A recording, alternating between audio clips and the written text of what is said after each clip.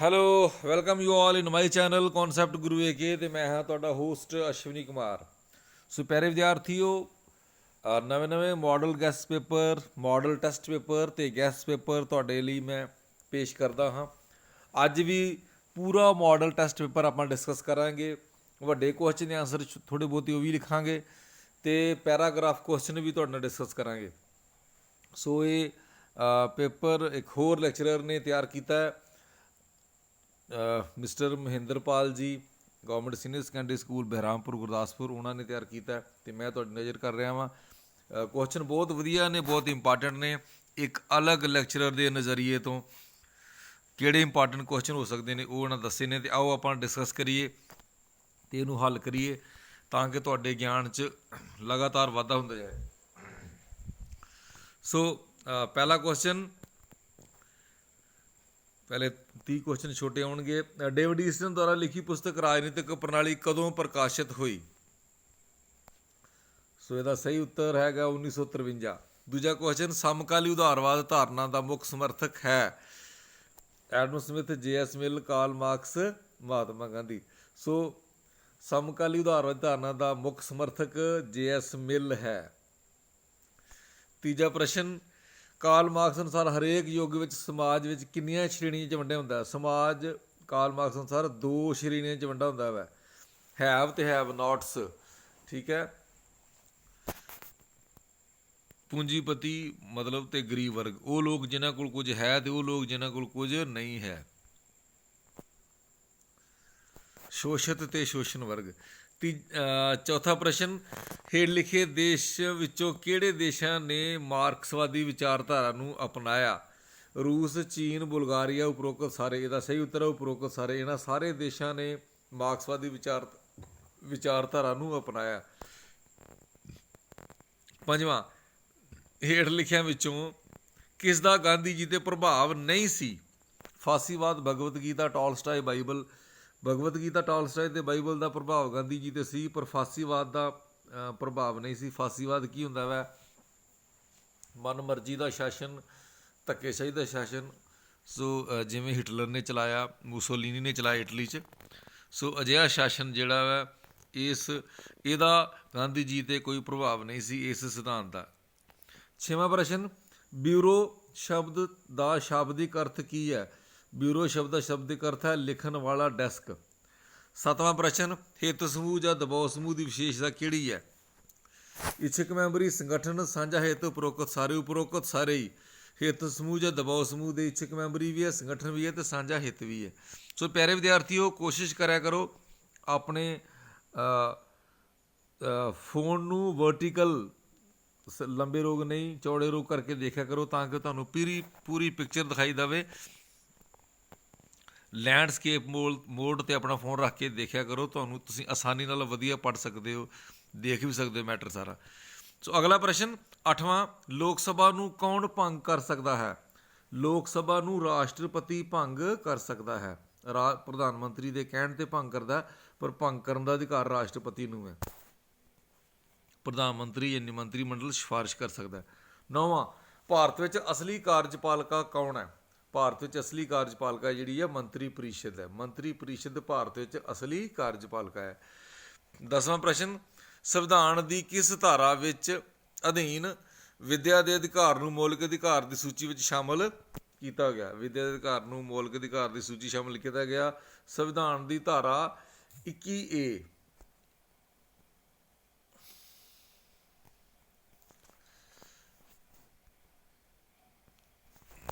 Sorry, ਗਮਸ਼ਾ ਹੋ ਗਿਆ। ਸੰਵਿਧਾਨ ਦੀ ਧਾਰਾ 21A ਦੇ ਵਿੱਚ ਮੌਲਿਕ ਜਿਹੜਾ ਅਧਿਕਾਰ ਹੈ ਵਿੱਦਿਆ ਦਾ ਅਧਿਕਾਰ ਉਹਨੂੰ ਦਿੱਤਾ ਗਿਆ, ਵਿੱਦਿਆ ਦਾ ਅਧਿਕਾਰ ਉਹਨੂੰ ਬਣਾਇਆ ਗਿਆ,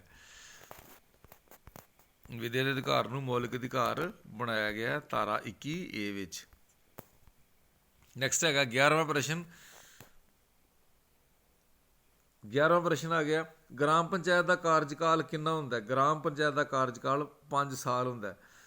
ਪੰਜਾਬ ਵਿੱਚ ਕਿੰਨੇ ਨਗਰਾਂ ਵਿੱਚ ਨਗਰ ਨਿਗਮ ਦੀ ਵਿਵਸਥਾ ਹੈ? 10 ਨਗਰਾਂ ਵਿੱਚ ਨਗਰ ਨਿਗਮ ਦੀ ਵਿਵਸਥਾ ਹੈ।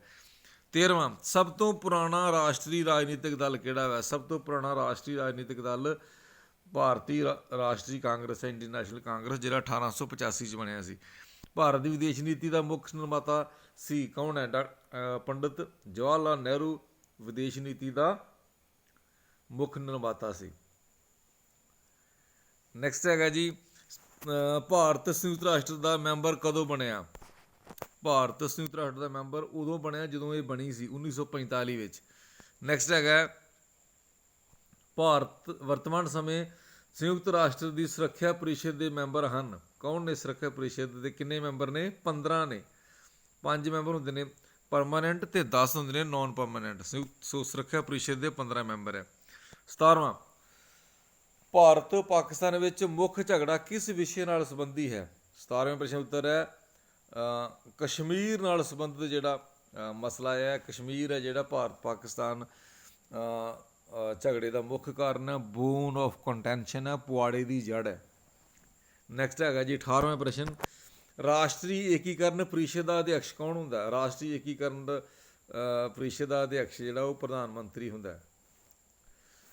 19ਵਾਂ ਪ੍ਰਸ਼ਨ, ਬਹੁਜਨ ਸਮਾਜ ਪਾਰਟੀ ਦਾ ਚੋਣ ਨਿਸ਼ਾਨ ਕਿਹੜਾ ਹੈ? ਬਹੁਜਨ ਸਮਾਜ ਪਾਰਟੀ ਦਾ ਚੋਣ ਨਿਸ਼ਾਨ ਹਾਥੀ ਹੈ।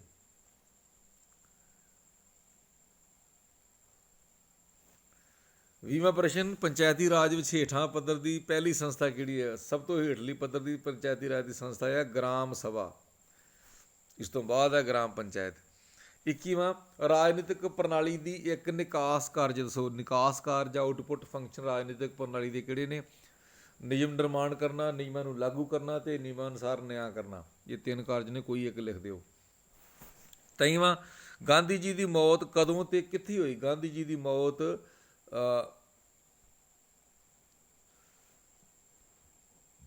30 ਜਨਵਰੀ 1948 ਨੂੰ ਦਿੱਲੀ ਵਿਖੇ ਹੋਈ। 24ਵਾਂ ਪ੍ਰਸ਼ਨ, ਨੌਕਰਸ਼ਾਹੀ ਦੀ ਨਿਯੁਕਤੀ ਕਿਸ ਆਧਾਰ ਤੇ ਹੋਣੀ ਚਾਹੀਦੀ ਹੈ?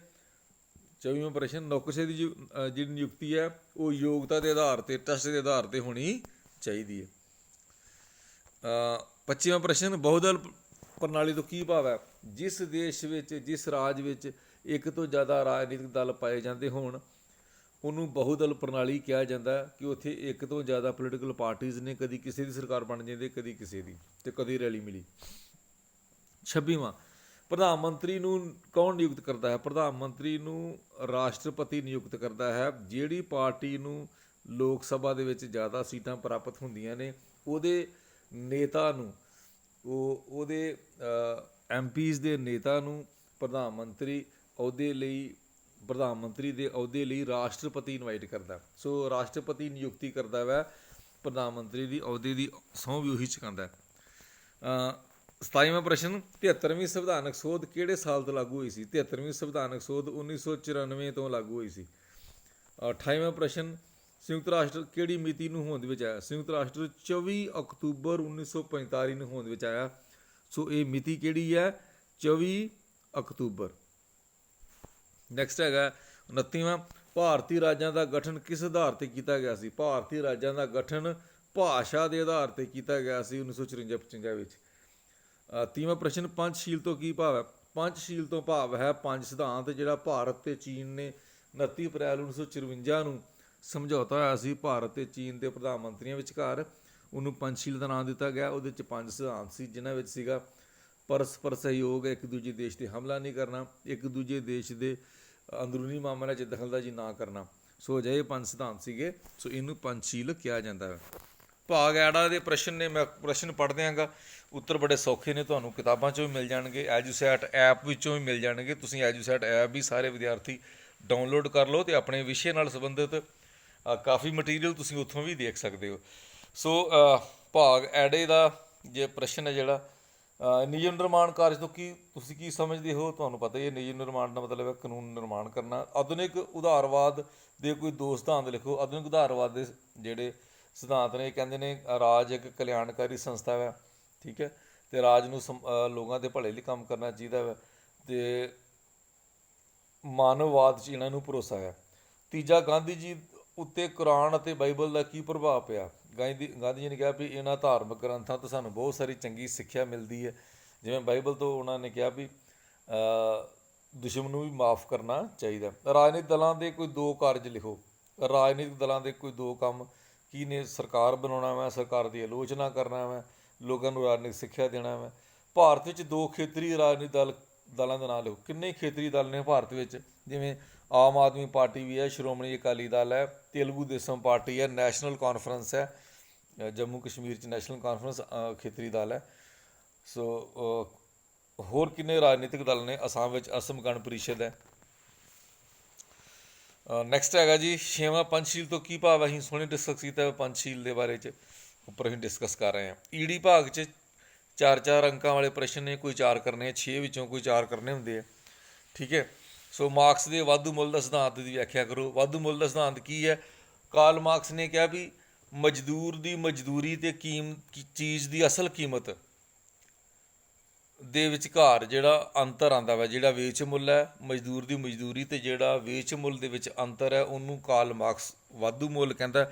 ਉਹ ਕਹਿੰਦਾ ਮਜ਼ਦੂਰ ਨੂੰ ਕੇਵਲ ਮਜ਼ਦੂਰੀ ਮਿਲਦੀ ਹੈ, ਲਾਭ ਵਿੱਚੋਂ ਕੁਝ ਨਹੀਂ ਮਿਲਦਾ, ਇਸ ਕਰਕੇ ਉਹਦੇ ਉੱਪਰ ਵੀ ਮਜ਼ਦੂਰ ਦਾ ਬਰਾਬਰ ਹੱਕ ਹੁੰਦਾ ਵਾ, ਉਹ ਉਹਨੂੰ ਮਿਲਣਾ ਚਾਹੀਦਾ। ਉਹਨੂੰ ਕਾਰਲ ਮਾਰਕਸ ਵਾਧੂ ਮੁੱਲ ਕਹਿੰਦਾ ਵਾ।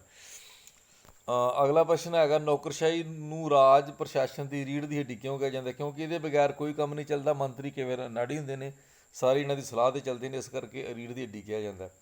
ਅਗਲਾ ਪ੍ਰਸ਼ਨ ਹੈ, ਦਬਾਓ ਸਮੂਹ ਦੀਆਂ ਕੋਈ 4 ਕਿਸਮਾਂ। ਦਬਾਓ ਸਮੂਹ ਦੀਆਂ 4 ਕਿਸਮਾਂ ਨੇ। ਖੇਤੀਬਾੜੀ ਸਮੂਹ ਹੋ ਸਕਦੇ ਨੇ, ਕਿਸਾਨ ਸਮੂਹ ਹੋ ਸਕਦੇ ਨੇ, ਆਪਣੇ ਹਿੱਤ ਨੂੰ ਸਪਸ਼ਟ ਕਰ ਸਕਦੇ ਨੇ। ਸੋ ਅਜਿਹੇ ਨੇ। ਮੈਂ ਇਹ ਡਿਟੇਲ ਤੁਹਾਨੂੰ ਸਿਰਫ ਹਿੰਟ ਦੇ ਰਿਹਾ ਵਾਂ। ਪੂਰੇ ਉੱਤਰ ਤੁਸੀਂ ਪਿਆਰੇ ਵਿਦਿਆਰਥੀਓ ਆਪਣੀ ਬੁੱਕਸ ਤੋਂ ਜਾਂ EduSet ਐਪ ਤੋਂ ਦੇਖ ਸਕਦੇ ਹੋ, ਠੀਕ ਹੈ। ਇਹ ਨਹੀਂ ਸਮਝਣਾ ਵੀ ਇੰਨਾ ਕੀ ਉੱਤਰ ਹੈ। ਇਹਦਾ ਉੱਤਰ ਹੈ ਜਿਹੜਾ 50-60 ਸ਼ਬਦਾਂ ਵਿੱਚ ਦੇਣਾ ਵਾ, ਇਸ ਕਰਕੇ ਤੁਸੀਂ ਇਹਨਾਂ ਦੇ ਉੱਤਰ ਜਿਹੜੇ ਨੇ EduSet ਐਪ ਤੋਂ ਦੇਖ ਸਕਦੇ ਹੋ। ਮੈਂ ਜਸਟ ਇੱਕ ਤੁਹਾਨੂੰ ਹਿੰਟ ਦੇ ਰਿਹਾ ਉਹਨਾਂ ਦੇ ਛੋਟੇ ਛੋਟੇ। ਸਮੂਹਕ ਜ਼ਿੰਮੇਵਾਰੀ ਕੀ ਹੁੰਦੀ ਹੈ ਤੋਂ ਕੀ ਭਾਵ ਹੈ? ਸਮੂਹਕ ਜ਼ਿੰਮੇਵਾਰੀ ਹੁੰਦੀ ਹੈ ਵੀ ਮੰਤਰੀ ਇਕੱਠੇ ਤੈਰਦੇ ਅਤੇ ਕਹਿੰਦੇ ਇਕੱਠੇ ਡੁੱਬਦੇ ਨੇ ਸੰਸਦੀ ਸ਼ਾਸਨ ਪ੍ਰਣਾਲੀ ਵਿੱਚ। ਸੋ ਇਸ ਕਰਕੇ ਜੇਕਰ ਕਿਸੇ ਇੱਕ ਮੰਤਰੀ ਵਿਰੁੱਧ ਕੋਈ ਬੇਵਸਾਈ ਮਤਾ ਜਾਂ ਨਿੰਦਾ ਪ੍ਰਸਤਾਵ ਪਾਸ ਹੋ ਗਿਆ ਤਾਂ ਸਾਰੇ ਦੇ ਸਾਰੇ ਮੰਤਰੀ ਮੰਡਲ ਨੂੰ ਅਸਤੀਫਾ ਦੇਣਾ ਪੈਂਦਾ। ਇਸ ਕਰਕੇ ਇਹਨਾਂ ਨੂੰ ਸਮੂਹਕ ਜ਼ਿੰਮੇਵਾਰੀ ਕਿਹਾ ਜਾਂਦਾ। ਸਮੂਹਕ ਤੌਰ 'ਤੇ ਸਾਰੇ ਜ਼ਿੰਮੇਵਾਰ ਹੁੰਦੇ ਨੇ ਕਿਸੇ ਵੀ ਕੰਮ ਵਾਸਤੇ। ਛਾਉਣੀ ਬੋਰਡ ਕੀ ਹੁੰਦਾ? ਛਾਉਣੀ ਬੋਰਡ ਦਾ ਅਧਿਕਾਰੀ ਜਿਹੜਾ ਛਾਉਣੀ ਬੋਰਡ ਹੈ ਜਿਹੜਾ ਸ਼ਹਿਰੀ ਸਥਾਨਕ ਸੰਸਥਾਵਾਂ 'ਚ ਆਉਂਦਾ ਵਾ, ਅਤੇ ਜਿਹਨਾਂ ਸ਼ਹਿਰਾਂ 'ਚ ਜਿੱਥੇ ਕਿਤੇ ਆਰਮੀ ਬੈਠੀ ਹੈ ਉੱਥੇ ਛਾਉਣੀ ਬਣੀ ਹੋਈ ਹੈ ਅਤੇ ਉੱਥੇ ਛਾਉਣੀ ਬੋਰਡ ਬਣਿਆ ਹੁੰਦਾ। ਜਿਵੇਂ ਅੰਬਾਲਾ ਕੈਂਟ ਹੈਗਾ, ਜਲੰਧਰ ਕੈਂਟ ਹੈਗਾ, ਠੀਕ ਹੈ। ਸੋ ਇਹ ਛਾਉਣੀ ਬੋਰਡ ਦਾ ਕਰਨਲ ਹੀ ਜਿਹੜਾ ਕਮਾਂਡਰ ਹੁੰਦਾ ਵਾ, ਉਹੀ ਇਹਦਾ ਮੁਖੀ ਹੁੰਦਾ ਵਾ, ਅਤੇ ਸੈਨਾ ਦੀ ਕਮਾਂਡ ਹੇਠ ਇਹ ਕੰਮ ਕਰਦਾ। ਅਤੇ ਉੱਥੇ ਇਹਦਾ ਕੰਮ ਲੋਕਾਂ ਨੂੰ ਸਹੂਲਤਾਂ ਦੇਣਾ, ਮੁੱਢਲੀਆਂ ਸਹੂਲਤਾਂ, ਪਾਣੀ ਹੈ, ਬਿਜਲੀ ਹੈ, ਗਲੀਆਂ ਨਾਲੀਆਂ ਦਾ ਪ੍ਰਬੰਧ ਹੈ, ਉਹ ਸਹੂਲਤਾਂ ਪ੍ਰਦਾਨ ਕਰਦਾ। 6ਵਾਂ ਪ੍ਰਸ਼ਨ ਹੈ, ਭਾਰਤ ਵਿੱਚ ਰਾਸ਼ਟਰੀ ਏਕੀਕਰਨ ਦੀ ਲੋੜ ਕੀ ਹੈ? ਕਿਉਂਕਿ ਭਾਰਤ ਵਿੱਚ ਵੱਖ-ਵੱਖ ਤਰ੍ਹਾਂ ਦੇ ਧਰਮਾਂ, ਭਾਸ਼ਾਵਾਂ, ਜਾਤਾਂ ਦੇ ਲੋਕ ਰਹਿੰਦੇ ਨੇ, ਇਸ ਕਰਕੇ ਭਾਰਤ ਵਿੱਚ ਰਾਸ਼ਟਰੀ ਏਕੀਕਰਨ ਦੀ ਲੋੜ ਬਹੁਤ ਜ਼ਿਆਦਾ ਹੈ, ਤਾਂ ਕਿ ਲੋਕਾਂ ਨੂੰ ਭਰਾਤਰੀ ਭਾਵ ਨੂੰ, ਇਹਨਾਂ ਦੇ ਸਾਂਝੇ ਸੱਭਿਆਚਾਰ ਨੂੰ ਵਿਕਸਿਤ ਕਰਕੇ ਅਤੇ ਇਹਨਾਂ ਵਿੱਚ ਰਾਸ਼ਟਰੀ ਏਕੀਕਰਨ ਦੀ ਭਾਵਨਾ ਨੂੰ ਮਜ਼ਬੂਤ ਕੀਤਾ ਜਾਏ। ਸੋ ਪਿਆਰੇ ਵਿਦਿਆਰਥੀਓ, ਅਗਲਾ ਪ੍ਰਸ਼ਨ ਹੈਗਾ ਸੱਸਾ ਭਾਗ ਦਾ ਵਿਸ਼ਾ ਵਸਤੂ ਆਧਾਰਿਤ ਪ੍ਰਸ਼ਨ। ਇਹ ਜਿਹੜਾ ਪੈਰਾ ਪੜ੍ਹ ਕੇ ਪ੍ਰਸ਼ਨ ਉੱਤਰ ਦੇਣੇ ਨੇ। ਪੈਰਾ ਆਪਾਂ ਫਟਾਫਟ ਪੜ੍ਹ ਲੈਂਦੇ ਹਾਂ। 15 ਅਗਸਤ 1947 ਤੋਂ ਪਹਿਲਾਂ ਭਾਰਤ ਅਤੇ ਪਾਕਿਸਤਾਨ ਇੱਕ ਹੀ ਰਾਜ ਸਨ, ਪਰੰਤੂ ਸੰਪਰਦਾਇਕਤਾ ਦੇ ਆਧਾਰ 'ਤੇ ਭਾਰਤ ਦੀ ਵੰਡ ਹੋ ਗਈ ਅਤੇ ਪਾਕਿਸਤਾਨ ਨਾਂ ਦਾ ਰਾਜ ਹੋਂਦ ਵਿੱਚ ਆਇਆ। ਦਸੰਬਰ 1948 ਵਿੱਚ ਪਾਕਿਸਤਾਨ ਕਸ਼ਮੀਰ ਪ੍ਰਾਂਤ ਨੂੰ ਹੜੱਪਣ ਲਈ ਉੱਥੇ ਕਬਾਇਲੀਆਂ ਦੀ ਮਦਦ ਲਈ ਲੜਾਈ ਕਰਵਾ ਦਿੱਤੀ ਅਤੇ ਕਸ਼ਮੀਰ ਇੱਕ ਵੱਡੇ ਭਾਗ 'ਤੇ ਕਬਜ਼ਾ ਹੋ ਗਿਆ। ਕਸ਼ਮੀਰ ਦੇ ਇੱਕ ਵੱਡੇ ਭਾਗ 'ਤੇ ਕਬਜ਼ਾ ਹੋ ਗਿਆ। ਭਾਰਤ ਨੇ ਪਾਕਿਸਤਾਨ ਤੋਂ ਉਹ ਖੇਤਰ ਵਾਪਸ ਮੰਗਿਆ, ਪਰੰਤੂ ਪਾਕਿਸਤਾਨ ਨੇ ਉਹ ਖੇਤਰ ਵਾਪਸ ਨਹੀਂ ਕੀਤਾ। ਇਸ ਤੋਂ ਬਾਅਦ 1965 ਅਤੇ 1971 ਵਿੱਚ ਕਸ਼ਮੀਰ ਮੁੱਦੇ ਨੂੰ ਲੈ ਕੇ 2 ਹੋਰ ਯੁੱਧ ਹੋਏ। 8 ਅਪ੍ਰੈਲ 1950 ਨੂੰ ਭਾਰਤੀ ਪ੍ਰਧਾਨ ਮੰਤਰੀ ਸ਼੍ਰੀ ਨਹਿਰੂ ਅਤੇ ਪਾਕਿਸਤਾਨ ਦੇ ਪ੍ਰਧਾਨ ਮੰਤਰੀ ਲਿਆਕਤ ਅਲੀ ਖਾਂ ਵਿਚਕਾਲੇ ਇੱਕ ਸਮਝੌਤਾ ਹੋਇਆ ਸੀ, ਜਿਸ ਨੂੰ ਆਮ ਤੌਰ 'ਤੇ ਨਹਿਰੂ ਲਿਆਕਤ ਸਮਝੌਤਾ ਕਿਹਾ ਜਾਂਦਾ। ਇਸ ਤੋਂ ਇਲਾਵਾ ਜੁਲਾਈ 1972 ਵਿੱਚ ਦੋਹਾਂ ਦੇਸ਼ਾਂ ਵਿਚਕਾਰ ਸ਼ਿਮਲਾ ਸਮਝੌਤਾ ਹੋਇਆ, ਜਿਸ ਦੇ ਅੰਤਰਗਤ ਦੋਵਾਂ ਦੇਸ਼ਾਂ ਨੇ ਆਪਸੀ ਮੁੱਦਿਆਂ ਨੂੰ ਗੱਲਬਾਤ ਰਾਹੀਂ ਹੱਲ ਕਰਨ ਦੇ ਮੌਕੇ ਦਿੱਤੇ ਗਏ। ਸੋ ਉਪਰੋਕਤ ਪੈਰੇ ਨੂੰ ਪੜ੍ਹ ਕੇ ਜਿਹੜੇ ਪ੍ਰਸ਼ਨ ਉੱਤਰ ਦੇਣੇ ਨੇ, ਇਹ ਪ੍ਰਸ਼ਨ ਨੇ, ਕਿਸ ਆਧਾਰ 'ਤੇ ਭਾਰਤ ਪਾਕਿਸਤਾਨ ਦੀ ਵੰਡ ਹੋਈ ਸੀ? ਸੰਪਰਦਾਇਕਤਾ ਦੇ ਆਧਾਰ 'ਤੇ, ਧਰਮ ਦੇ ਆਧਾਰ 'ਤੇ। ਦੂਜਾ ਪ੍ਰਸ਼ਨ ਹੈ, ਖਾਲੀ ਥਾਂ ਵਾਲਾ ਡੈਸ਼ ਵਿੱਚ ਪਾਕਿਸਤਾਨ ਨੇ ਕਸ਼ਮੀਰ ਪ੍ਰਾਂਤ ਨੂੰ ਹੜੱਪਣ ਲਈ ਡੈਸ਼ ਦੀ ਮਦਦ ਕੀਤੀ। 1948 ਵਿੱਚ ਪਾਕਿਸਤਾਨ ਨੇ ਕਸ਼ਮੀਰ ਨੂੰ ਪ੍ਰਾਂਤ ਨੂੰ ਹੜੱਪਣ ਲਈ ਇਸ ਖਾਲੀ ਥਾਂ 'ਚ ਪੜ੍ਹਨਾ ਆਪਾਂ ਕਬਾਇਲੀਆਂ ਦੀ ਮਦਦ ਕੀਤੀ, ਭਾਵ ਕਬਾਇਲੀਆਂ ਦੀ ਭੇਸ 'ਚ ਹਮਲਾ ਕੀਤਾ। ਤੀਜਾ ਪ੍ਰਸ਼ਨ ਹੈਗਾ 1965 ਤੇ 71 ਵਿੱਚ 69 ਐਕਚੁਅਲੀ 71 ਹੈਗਾ, ਭਾਰਤ ਅਤੇ ਪਾਕਿਸਤਾਨ ਦਾ ਯੁੱਧ ਹੋਇਆ ਸੀ, ਠੀਕ ਜਾਂ ਗਲਤ? 1965 ਤੇ 1971 ਦੇ ਵਿੱਚ ਯੁੱਧ ਹੋਇਆ ਸੀ, ਬਿਲਕੁਲ ਠੀਕ ਹੈ।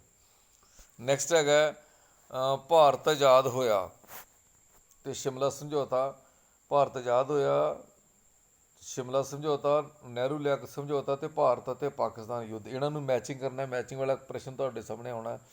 ਭਾਰਤ ਆਜ਼ਾਦ ਹੋਇਆ ਤੁਹਾਨੂੰ ਪਤਾ ਹੀ ਹੈ ਸਾਰੇ ਵਿਦਿਆਰਥੀਆਂ ਨੂੰ 1947, ਸ਼ਿਮਲਾ ਸਮਝੌਤਾ ਹੋਇਆ 1972 'ਚ, ਨਹਿਰੂ ਲਿਆਕਤ ਸਮਝੌਤਾ ਇਹ ਹੋਇਆ ਜੀ 1950 'ਚ, ਤੇ ਭਾਰਤ ਅਤੇ ਪਾਕਿਸਤਾਨ ਯੁੱਧ ਹੋਇਆ 1971 'ਚ।